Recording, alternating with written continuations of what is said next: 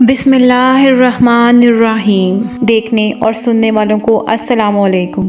Info cabinet کی نئی video میں آپ کو خوش آمدید کہتے ہیں۔ معزز سامعین، مشرکین مکہ کے سردار ابو جہل کے بارے میں روایت میں آتا ہے کہ حضور صلی اللہ علیہ وآلہ وسلم جب رات کو قرآن پڑھتے تھے تو یہ حضور صلی اللہ علیہ وآلہ وسلم کی چھپ چھپ کر قرات سنتا تھا۔ اسی طرح ابو سفیان مسلمان ہونے سے قبل اور احنس بن شریک بھی چھپ چھپ کر قرآن سنتے تھے۔ ایک دوسرے کو خبر نہ تھی۔ صبح تک تینوں چھپ چھپ کر حضور صلی اللہ علیہ وآلہ وسلم سے قرآن سنتے تھے اور جب دن کا اجالا ہونے لگتا تو واپس اپنے اپنے گھر لوٹ آتے۔ ایک دفعہ ایسا ہوا کہ تینوں رات کو قرآن سننے نکلے اور واپسی میں ایک جگہ تینوں کی ملاقات ہو گئی۔ ہر ایک نے دوسرے سے کہا کہ تم کیسے آئے؟ جب بات کھل کر سامنے آ گئی کہ قرآن سننے آئے تھے تو اب سب نے آپس میں معاہدہ کیا کہ ہمیں قرآن سننے کے لیے نہیں آنا چاہیے تھا، کہیں ایسا نہ ہو کہ ہمیں دیکھ کر قریش کے جوان بھی آنے لگیں اور ہم آزمائش میں پڑ جائیں۔ جب دوسری رات آئی تو ہر ایک نے یہی گمان اور خیال کیا کہ وہ دونوں تو نہیں آئیں گے، چلو میں ہی قرآن سن لوں۔ غرض یہ کہ واپسی میں صبح کے قریب جب اسی جگہ تینوں کی ملاقات ہو گئی تو معاہدہ کی خلاف ورزی کرنے پر ایک دوسرے کو ملامت کرنے لگے۔ بالآخر دوبارہ عہد کیا گیا کہ قرآن سننے اب نہیں جائیں گے۔ سبحان اللہ، قرآن سننا اور وہ بھی سرکار دو عالم صلی اللہ علیہ وآلہ وسلم کی زبان مبارک سے، بھلا ان کو کب سونے دیتا تھا؟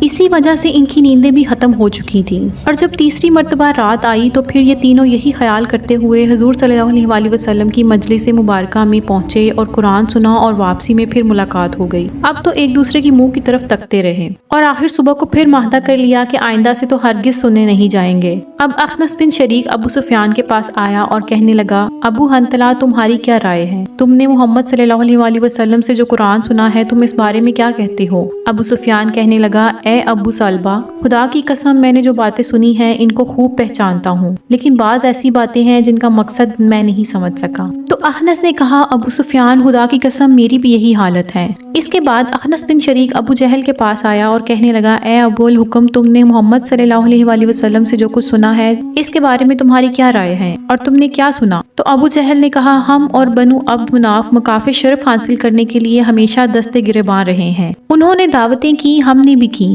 انہوں نے خیر و سخاوت کی، ہم نے بھی کی، حتیٰ کہ ہم کو پاؤں جوڑے بیٹھے رہے۔ اور وہ کہنے لگے، ہمارے پاس تو خدا کا ایک پیغمبر ہے، اس پر آسمان سے وحی اترتی ہے، اور اب ہم یہ بات کہاں سے لائیں؟ خدا کی قسم ہم اس پر ایمان نہ لائیں گے اور اس کی پیغمبری کی تصدیق نہیں کریں گے۔ اخنس بن شریک یہ سن کر چلا گیا۔ افسوس کہ حق کو حق سمجھ کر بھی ایمان نہ لائے اور یوں ہی جھوٹی چودراہٹ کے تحفظ میں جہنم کی آگ کا سودا کر بیٹھے۔ ناظرین اکرام، بے شک قرآن کی تلاوت کا اپنا ہی ایک مزہ ہے۔ کاش کہ اس قرآن کی تلاوت کے نور کو ہم سمجھ لیتے۔ اندازہ کیجئے کہ کافر بھی اس قرآن کی تلاوت سے متاثر ہوئے بغیر نہیں رہ سکتے تھے، اور آج ہماری بدقسمتی یہ ہے کہ اس قرآن کو چھوڑ کر ہم اپنے آپ کو تباہ و برباد کر رہے ہیں۔ اللہ کرے کہ ہم اس واقعہ سے سبق حاصل کریں اور قرآن کی تلاوت کو اپنا معمول بنائیں۔ اللہ تعالیٰ ہم سب کو سمجھ عطا فرمائے، آمین یا رب العالمین۔